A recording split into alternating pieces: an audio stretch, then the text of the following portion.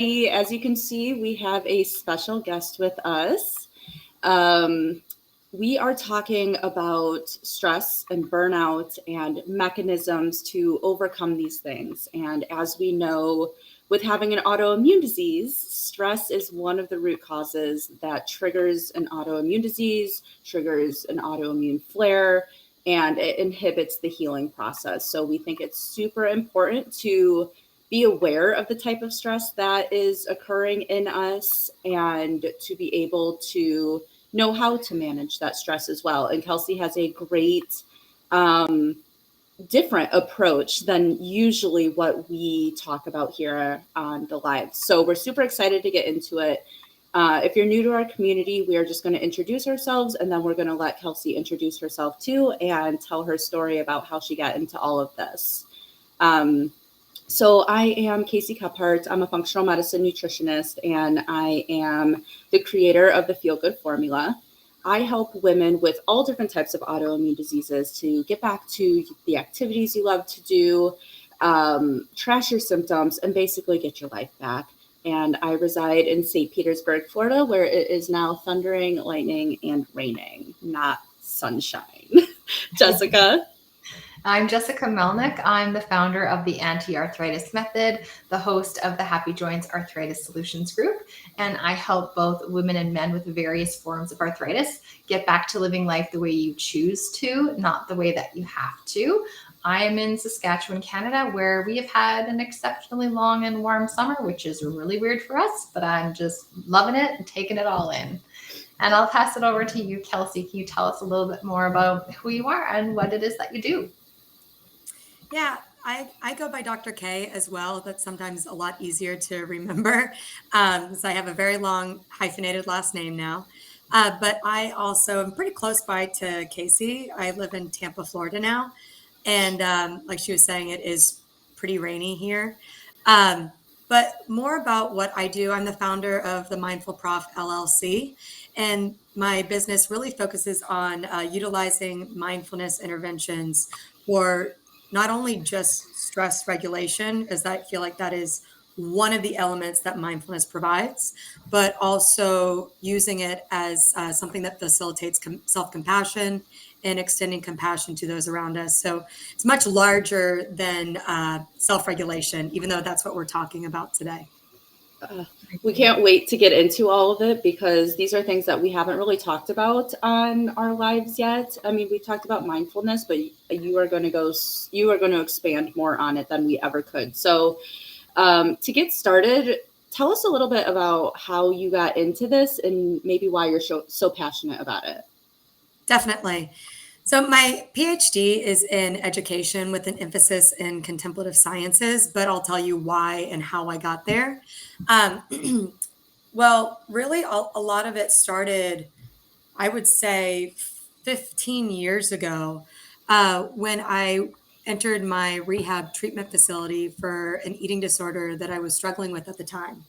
And it was a very challenging time as I was very much in the fix of anorexia and bulimia. And I knew that in order to actually survive this, I needed to check into a treatment facility. So, being the stubborn person that I am, I was in that treatment facility for quite some time because trying to break those habits and that particular disorder is just very challenging to your entire being.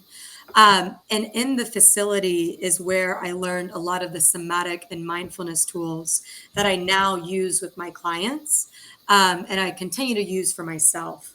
So some of these tools would include meditation. I did yoga before entering into my rehab facility, but I didn't know that there were other types of yoga outside of power yoga. So I was introduced to restorative yoga, yoga Nidra, which I'll be talking a lot about today, yin yoga, and just the essential components of what somatic experiencing is. And I'll define that for those that are listening, because it's not often a term that we hear. So somatic experiencing is, if I break it down with the root word of somatic, soma is the ancient Greek word for the body. And I like to explain it from more of a therapeutic understanding, where oftentimes when we go to therapy, we're really addressing more of the cognitive side of things, especially with talk-based therapy. Somatic experiencing really gets you curious about what you're experiencing from the neck down. So really looking at like, what is my body saying to me in these experiences? And having really trying to heal my disorder with anorexia and bulimia, I was not even in tune at all from the neck down, and I did not want anything to do with my body at all. I hated it, and I felt so disconnected that the thing that was most supportive to my own healing journey was going back to the body. And all these contemplative practices like meditation, yoga, rest-based practices were things that I used in order to reconnect back to my body, back to my emotional existence, and of course the cognitive, because the cognitive is always going to come into play. But it's something that I found very helpful in moving forward in actually healing my relationship with me. And so fast forward a little bit, I get out of rehab, I go back to my undergrad, and I finished that. And I wanted to pursue teaching. I wanted to become a teacher, a high school teacher. And as soon as I got my master's, I became a high school teacher. And I found that a lot of the experiences that I was previously having were also things that I was witnessing in both students and my fellow teachers, meaning they were really stressed out, couldn't really connect to their own physical bodies. And everything that we were doing in the classroom was so predominantly using our cognitive minds, because that's really what westernized learning is really all about, that they were forgetting that the body was so important in understanding their development of their own childhood and adult education. So I started seeing that stress became a very large pinnacle for what was holding my students back from understanding who they were. And I started introducing mindfulness-based practices within my own classroom. So once I did that, I not only saw the students' test scores rise, which was a really nice benefit, but my classroom really became a sanctuary for my students. And also for me, that was another side benefit, because when I'm regulated, my students are regulated. And that co-regulation is really important. So I'm like, okay, well, this is working. This is really effective and just what I'm observing with my own eyes. So that's when I left the classroom and I went in to get my PhD. So everything about my PhD really centers on this, even though my PhD is in education and understanding how stress impacts both students and teachers. I really started studying more of contemplative sciences and how we can use contemplative practices such as mindfulness, yoga. There's a whole bunch of others, but that's usually like the most commonly known. How we can use that for stress regulation and also co-regulation. I think that we don't talk about that enough, and that how vital it is to actually use this for a communal and caring practice. I love that. Thanks for sharing that. And on the topic of co-regulation, and I'm trying to bring it back to like the people here with autoimmune disease, could that work? Could co-regulation be like a woman with autoimmune disease walks into her work every day? She's instantly stressed at work, and then other people are stressed, and we need to co-regulate all of this stress in her environment. Am I getting it? Yes. So Okay. this is where, and this is where it's like, oh my gosh, there's so much happening within this topic. So I'm going to try and like break it down because you're spot on. Okay. So there's that element of the co-regulation piece where if someone with an autoimmune disease is already walking into an already like stressful or toxic environment, not only do they personally need to self-regulate, like keep in charge, that they are their own being, their own body, and they have agency over themselves as a human. But the critical piece that I think that we're not really addressing, because it's hard to address, because there's only so much that we can control outside of ourselves, Yeah. is that co-regulation is really needs to be talked about more. Because if we're not co-regulating together, it's much more challenging to actually move into a supportive environment. And I think a lot about, if I'm going already into a toxic environment, a lot of the times change is going to start from the top down, Mm-hmm. where I would invite curiosity in and think about, well, if I'm in a toxic environment and I'm self-regulating, but there's still issues and I'm still feeling stressed, then maybe I get more curious about whether or not it's not like, it could be like like somebody leaving the company, or it could Mm-hmm. be like the job that you chose, where it might not be beneficial to your own self-regulation. Um, so there's a lot that we can unpack there, and I'm going to try to like pull it back a little bit Right. so I don't go too far off track. But I think that you're really hitting on a key component that we don't talk about. Okay. And I definitely want to get into, and we'll probably save this till the end when we talk about mechanisms to overcome this stuff. But just saying it now, I really want you to touch on how we could regulate ourselves, like in that space, because you said we are the creators of how we feel, right? So how do we regulate ourselves when maybe we can't touch those other people, right? Right. So we'll get to that later when we talk about all the mechanisms and how to do that. But I know when we were talking before, we were talking about different types of stress. Mm-hmm. Can you get into that a little bit? Yeah. So my whole dissertation topic was on the perceived stress of teachers. So a lot of my area of focus that I tend to work on, because let me just say, I am a doctor, but I'm not a medical doctor. Right. So a lot of what I study is perceived stress for that reason, as I can understand the biological understanding of stress, but it's not my expertise. So I want to define perceived stress.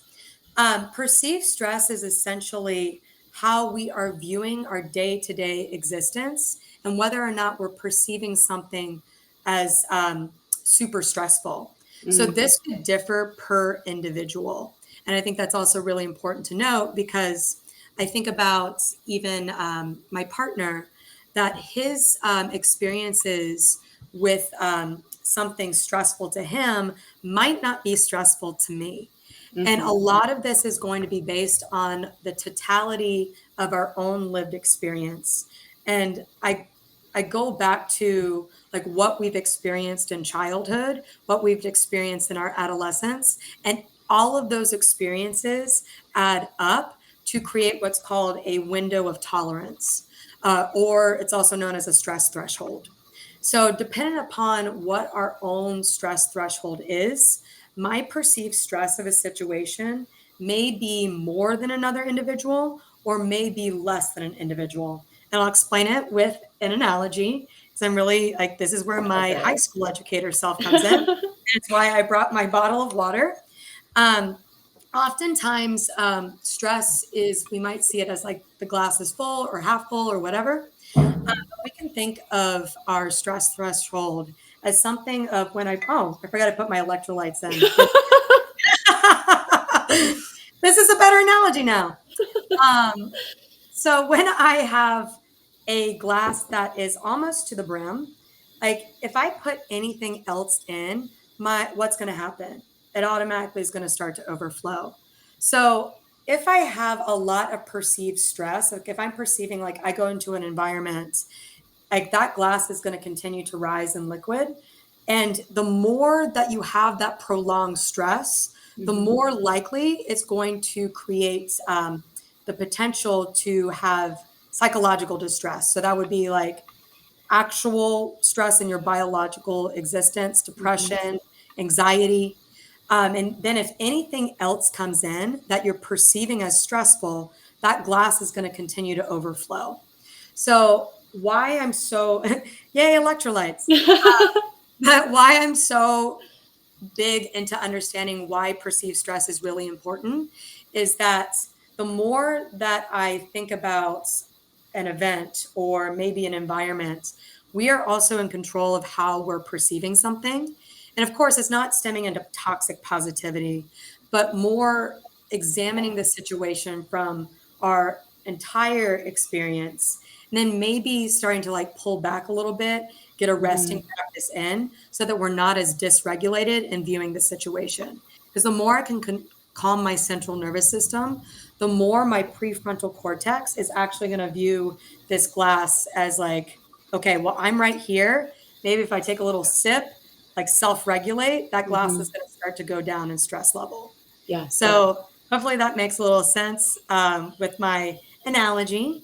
But perceived stress is really all about whatever your stress threshold is and how you're viewing a situation. And again, the longer that you're in that perceived stress zone, the more potential you have to move into depression, anxiety, and all of those other things. And autoimmune diseases. Yes, exactly. But what you said is really making sense, at least to me, because there'll be times I'm talking to a friend or just hearing a stranger's story and I'm thinking, wow, that must have been really stressful for you. Yeah. And they're like, no, I was fine. And I'm thinking to myself, well, I would have been really stressed in that situation. Right. So Right.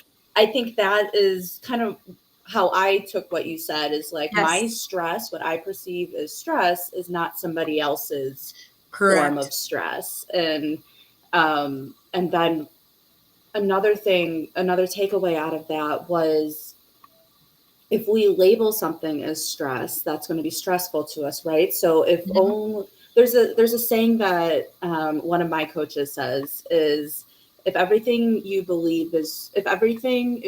want to believe is true, what do you want to believe is true? Right. So if we want to believe that, I don't know, running a marathon is stressful, we're going to perceive that as stressful, Correct. right? And But your if body starts to feel that. Exactly. But if we're telling ourselves that running a marathon is going to be fun and exhilarating and stress relieving, now our bodies are going to think of it as that. Am I on the right track here? Yes, completely. Okay. I want to say hi to Todd because he just popped in and gave a question, or not a question, a statement. But it really, you're completely correct. And that, again, I go back to the window of tolerance. And a lot of this has to do with any traumatic experiences that we've had. So, for example, if somebody has a high ACE score, meaning lots of different adverse childhood experiences, their perceived stress as an adult is most likely going to be higher than an individual with a lower ACE score.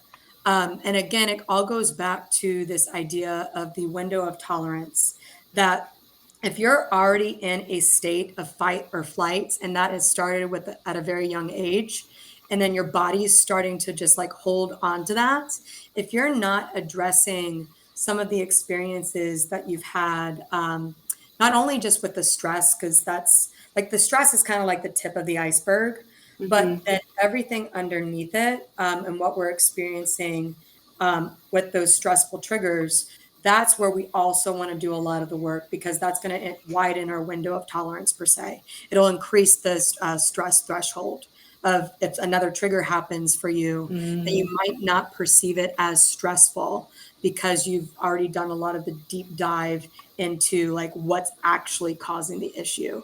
Right. Your cup is a little lower and we have some more room now to get to the brim. So go over these stress reducing mechanisms and restful states and all of that. Yeah. So I want to make sure to honor the folks that have really done this work. And I'm going to be pulling from a lot of the research from Octavia Rahim, Tracy Stanley, and those are the leaders that I look to in really pulling from these practices. So if any of the folks that are tuning in want to look to them, I definitely would say that those are the folks really leading the way in this work. But I preface this in saying that a lot of these things are the exact opposite of what we are told to do in society, as society is encouraging to work more in order to survive. So it might feel very counterintuitive to actually rest. And if anybody was like, oh my gosh, you just told me to rest. Blah. I was there, and I can still go there because it's not a natural response. Like I've had to do a complete 180 for just taking care of myself. But when we move into restful states, it allows our central nervous system to start to settle. And again, I'll give another analogy because I really like visuals. Our central nervous system is kind of like a snow globe that whenever we are in a state of fight or flight, it's almost like that snow globe is being shooken up where we can't actually see what's occurring in the snow globe. It's not a clear picture. But when we allow our central nervous system to settle and move into parasympathetic state, that rest and digest model, we can actually see a lot clearer, and we can see the snow globe, like what's actually contained in the snow globe. So resting practices are beneficial for this reason, as not only is it going to be helpful for like calming down your central nervous system, but it also will help our brains understand what's actually happening and occurring. And that perceived stress may lessen because we're understanding the reality of like what's actually occurring. We're not moving in from a state of fight or flight. So some of these resting practices, and I'm going to go over real quick because I don't want to misquote. There are 7 different types of rest. And a lot of us, myself included, I wasn't aware of this. Whenever I thought of rest, especially from an athletic performance sense, I always thought of just like rest and recovery days. Like, oh, I'm just going to sit my butt down and foam roll. I don't know, which foam rolling is great. But there are other types of rest that are critical to our human existence. So rest is our birthright, and the different types of rest are also our birthright. We deserve this rest. So some of the different types of rest will include physical rest. I'm just reading off my other screen, which can be passive and active. So passive would be like maybe taking a nap. Active could be like you taking a walk, like that bilateral stimulation in your body is really good for just working into your central nervous system again, into your brain states. The second type is mental rest. As an academic, this was very challenging for me and still is very challenging. That I was it was a requirement to write all the time. And I found that was not conducive to me actually writing. One of my clients right now is about to turn in her dissertation like next week. And she texted me just now and she's like, Kelsey, I am burnt out. Like I cannot think. And I'm like, girl, have you rested? Like, what are you doing for yourself other than just sitting down and focusing? Because that unfocus is just as important as focus. The third type of rest is sensory rest. So sensory rest would be, I actually have a blanket behind me that's fuzzy. This is really good for me to help soothe my central nervous system and rubbing something that is fuzzy. It feels comfortable. But another example of this would be if you are constantly on the computer, sensory rest would look like shutting your eyes because of the overstimulation of like what's occurring on the screen. Or if there's construction occurring outside my window right now. If I am a construction worker and I am in the midst of loud noises all the time, my encouragement would be to rest your ears. The vestibular sense of our bodies, resting that part of our sensation is also really important. So just paying attention to like maybe what you might be getting an abundant amount of as far as like sensations, like physical, sight, sound, taste, and taking the exact opposite and taking a break from that. And it doesn't have to be long, but just giving yourself some silence every once in a while is really beneficial. The fourth type of rest is creative rest. This would look like for me coloring or singing or playing guitar. Differs for each individual. But again, in our society, we're not really advocating for creativity that is not productive. So often I think about like folks that are artists.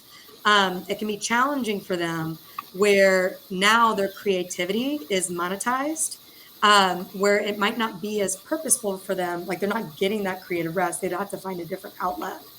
So that would just be one example. Fifth is emotional rest. So this requires some sense of emotional intelligence, where it requires getting back in tune with the body. But emotional rest would be me being a recovering people pleaser and a perfectionist. Um, it would be more taking time to spend alone with myself and taking in the sensation of how I'm emotionally feeling in that space, rather than going out and being like, okay, well, I got to be everything to everyone. And then I miss like what's actually happening in my body. Again, just for example, that's more personalized. Um, I'm almost done. The final type of rest, which I think, again, we don't really think about, is spiritual rest. And this is where it comes back to the co-regulation piece, where spiritual rest is the ability to connect beyond the physical and mental and feel a deep sense of belonging, love, acceptance, and purpose. And I'm going to read that again because I just got Yeah. Spiritual rest is the ability to connect beyond the physical and mental and feel a deep sense of belonging, love, acceptance, and purpose. So, self regulation, great, where it helps our physical, mental, and emotional rest. But as far as the spiritual rest, that's where it comes back to the co regulation piece and the need for community. So I think often about the idea of acceptance and belonging in our culture and how hard that is today, especially with so much divisiveness occurring, and how most folks may not be getting that type of rest when it's always so divisively charged in our communities. So So go ahead. would that be, for an example, like talking to your best friend on the phone? Or Yes. So okay. that could definitely count. It's really what, so I like to think about different spiritual traditions. Um, I I work a lot with the Christian community, where I think about like showing up in church services, and being amidst maybe a congregation. I also think about yogic spaces where I show up on the mat and I sweat and breathe with my community. It could also look like going on a walk with your friend, but how are you co-regulating with them?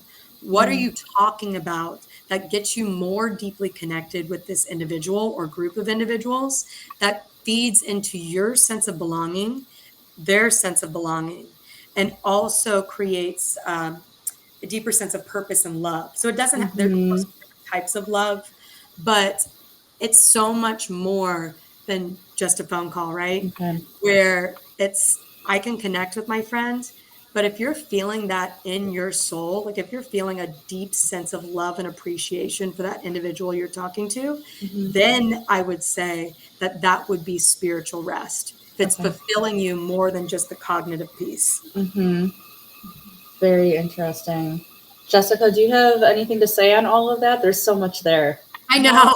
Great. I love how you broke it down, Kelsey, with the different types of rest. I never would have thought of it that way. Like I've always thought, well, yeah, like sleep or go for a walk or take a break from like what you're doing. You know, I've never really thought of like the different types. So thank you for that. That's really interesting. It's got me thinking. Yeah, and I think what's so wonderful about the variations of rest is that because we are multifaceted humans having a multifaceted existence among other multifaceted humans, that we can show up differently in our resting practices based off of maybe where we're feeling burnt out. And that goes back to some of like the modalities that I encourage, where yoga nidra is something that I've really fallen in love with because it hits on so many aspects of different types of rest. And I'll just briefly explain it because I know that we're running short on time. But yoga nidra, it translates to yogic sleep. There's been a lot of research done on this where it stimulates the same amount of REM cycle sleep that we get over like when we're going to bed. And the practice generally is about 45 minutes long. It can be 60 minutes. It also can be less. But why this practice is so beneficial is that it really helps move you from that state of fight or flight where we're in that high beta existence of our brain states and starts to transition it to more of the theta brain state, which is where we're able to receive, where our parasympathetic comes back on. We're just able to process a lot more in our subconscious, and it's a lot more restful for our entire state of being. So not only just our physical body, but also it moves into some of the spiritual understandings of how we show up because we're setting intentions with that. We're moving into what we want to work on, purpose driven, anything of that nature. And it tends to be the thing that I work with my clients the most is that particular resting practice. Yeah, definitely. So I have kind of the final question for you to bring it all back and a take-home action task per se. So for our community of women and men with autoimmune disease here, what would you say?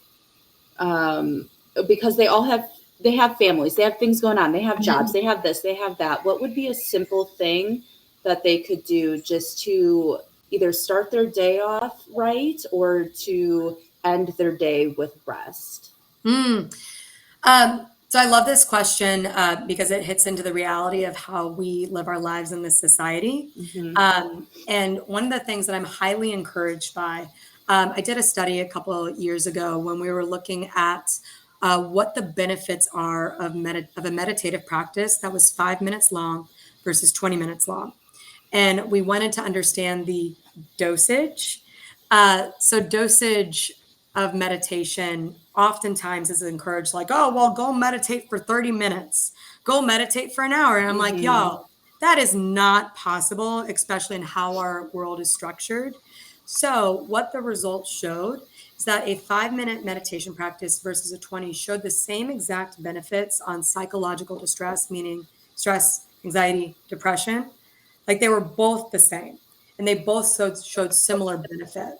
So my suggestion for folks that want to add something in would be a 5-minute practice. I like Vipassana practice, which is also known as insight meditation, as it builds a muscle of our brain where it helps that window of tolerance where we're witnessing our thoughts, we're witnessing some of the things arise during meditation, that we notice the thoughts or whatever happens, sensations in our body with kindness and compassion.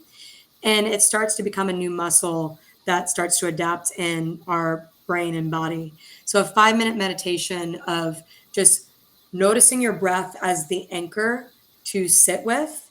And then if you notice a thought come in, observe the thoughts, then come back to the anchor of awareness of your breath. And it's something that you don't have to have a meditation app. You don't have to go to a class. You can do it anytime, anywhere. But it might feel a little different at first and it might feel challenging or unpleasant, but witness those sensations and that window of tolerance will start to widen. And of course, I'm here to help. That's my expertise. If you are interested in learning more about mindfulness, I'm happy to assist you in that. Yeah, definitely. Go into that a little bit more. Where can people find you, and what do you do for the people online, in person, things like that? Yes. People are popping in. Thank you, Ruby, and thank you, Caleb. But yeah, where can you find me? Because I'm still trying to find myself, right? That's a yogi joke. Got a whole list of them for higher conscious jokes. So you can find me at themindfulprof.com. You can also find me on social media at the Mindful Prof LLC on LinkedIn under my name. But reach out. I have available free inquiry calls. I'd love to chat with you more as what I've learned in expanding my private practice, because I've been doing this now research since 2015. It's been pretty expansive in different populations. And I've been doing individual work, but now solely into private practice. What has opened my eyes is the need for a mindfulness coach. So I'm not just tooting my own horn here, but a lot of the times because of folks' individual understanding with maybe traumatic experiences or what they could be bringing into the table based off of their own personal background. It's really helpful to have someone for that reason and supporting and choosing practices, because there are so many. We went over 7 types of rest today, and you're like, oh my God, I didn't know there was that. And now I got to choose all these practices. What I really am here to do and assist with is I tend to work a lot with a data-driven aspect, where I have folks have a pre-survey, and then we're doing journaling over the span of time to get more data so I can specify the practices for you and what you personally need. So if you're interested in that, I would love to chat. And again, it's themindfulprof.com. Awesome. And prof is PROF, right? As in professor, yes. Perfect. Awesome. I can attest to what Dr. K is saying too, just because I know her because she was my mindfulness coach. So love her practice. Thank you so much for all of this knowledge. And I'm sure everybody got a lot out of it. I know Jessica and I did. And I appreciate you asking. And this could be like a whole day-long seminar. It could. We can unpack literally everything that you said, I think. Yeah. All right. Well, we appreciate you. Thank you so much. And we will talk again. Yes. Awesome. Thanks, everybody. Bye, everybody.